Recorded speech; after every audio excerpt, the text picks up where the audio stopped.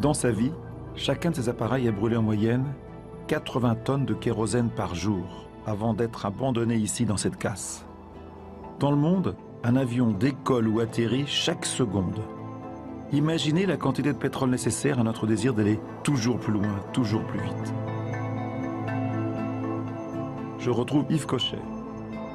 Il est l'un des premiers en France à avoir donné l'alerte. Yves, pour vous, on est vraiment à un tournant de notre civilisation. Oui, parce que l'humanité entière qui utilise du pétrole, pour la première fois dans son histoire, avec la matière la plus précieuse qu'elle est actuellement, avec les multiples usages du pétrole, cette matière va diminuer. Il y en aura moins, alors qu'on voudrait en consommer plus. Donc c'est un tournant de civilisation, vous avez raison, car l'énergie, et notamment le pétrole, qui est la plus grande des énergies, eh bien c'est la base de tout. Les stylos, les médicaments, les plastiques, évidemment les automobiles, le transport, les avions. Alors, regardez cet avion-là, il pèse à peu près 200 tonnes.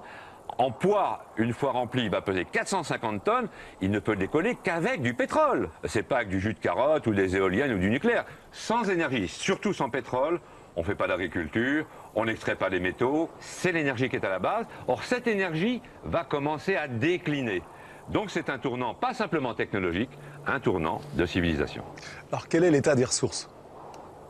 On en a à peu près consommé la moitié de ce qu'il y avait au départ il y a 150 ans. Maintenant, il reste un petit peu moins de 1000 milliards de barils. Bien sûr, quand on regarde par rapport à la consommation mondiale actuelle de l'ordre de 28 milliards de barils par an, on dit bon, on en a encore pour 40 ans, ce qui est vrai. Mais le problème, c'est que dans 40 ans, le dernier baril de pétrole vaudra tellement cher que ça ne veut plus rien dire. C'est presque l'apocalypse dont vous parlez. Est-ce que vous pensez que vous pouvez vous tromper? J'ai évidemment des doutes, mais je pense que c'est complètement imminent.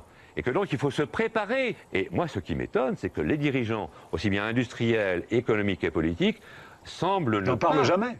Nous-mêmes, on n'y pense pas. Même moi, en préparant cette émission, ce que vous me racontez, j'ai du mal à le croire. C'est tellement difficile de penser à l'avenir avec moins de pétrole, voire sans pétrole du tout, que c'est la politique de l'autruche. Vous ne pouvez pas bâtir un espoir pour l'humanité en disant écoutez les gars, serrez-vous la ceinture, ça ira moins bien demain qu'aujourd'hui.